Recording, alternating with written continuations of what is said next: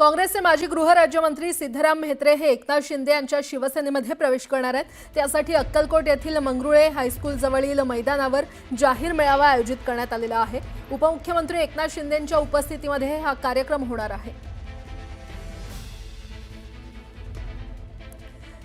सोलापुरात शरद पवारांच्या राष्ट्रवादीचे मोहोळचे आमदार राजू खरे यांनी लावलेल्या स्वागताच्या जाहिरातीची चांगलीच चर्चा रंगलेली आहे। राजू खरे यांच्याकडून उपमुख्यमंत्री एकनाथ शिंदेंच्या स्वागताची जाहिरात लावण्यात आली आहे। स्वामींच्या पावन नगरीत अनाथांचे नाथ एकनाथ शिंदेंचं सहर्ष स्वागत अशा आशयाचं जाहिरात लावण्यात आल्यानं चर्चांना उधाण आलंय। एकनाथ शिंदे आज अक्कलकोट दौऱ्यावर आहेत आणि त्या पार्श्वभूमीवर राजू खरे यांच्याकडून वृत्तपत्रांमध्ये देखील जाहिरात दिली गेलेली आहे।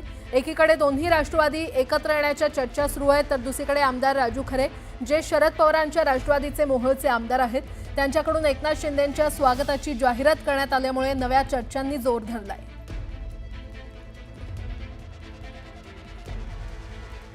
भाजपचे मंत्री नितेश राणे यांनी शिवसेना उबाठाचे आमदार आदित्य ठाकरे यांच्यावर निशाणा साधलाय। बकरी ईदवरील वक्तव्यावरून नितेश राणेंनी आदित्य ठाकरेंवर निशाणा साधलाय।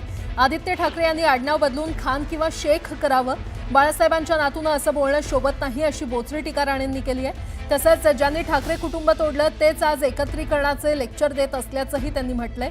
तर सरकारनं सणांमध्ये हस्तक्षेप करू नये, सरकारनं मूलभूत प्रश्नांकडे लक्ष द्यावं असं आदित्य ठाकरे यांनी म्हटलं होतं। देखिए, मुझे लगता है हर एक त्योहार पे ये बचाओ वो बचाओ क्यों आना चाहिए। त्योहार अब मनाते हो मनाइए, लेकिन ये जो कहने वाले, अभी मैं तो भी एनवायरमेंटलिस्ट हूँ, लेकिन हर बार कोई पानी बचाओ, कोई रंग बचाओ, फिर ये बचाओ, सांस तो लेने दीजिए यार।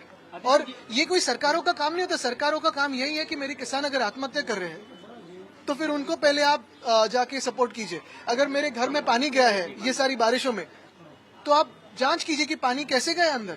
सरकार का काम ये भी है कि जो 4 पाक आतंकवादी आए वो कहाँ गए ये भी ढूंढना है, त्योहारों में घुसना नहीं। पहलगाम से गायब हुए उन्होंने अपना सरनेम अभी ठाकरे बदल देना चाहिए और आदित्य खान, आदित्य शेख ऐसा कुछ रखेंगे ना तो उनसे मुंह से बातें फिर और अच्छी लगी। तो अभी बाला साहब का पोता इस तरीके की अगर बातें कर रहा होगा ना तो ठाकरे सरनेम लगाने के लिए वो लायक नहीं है।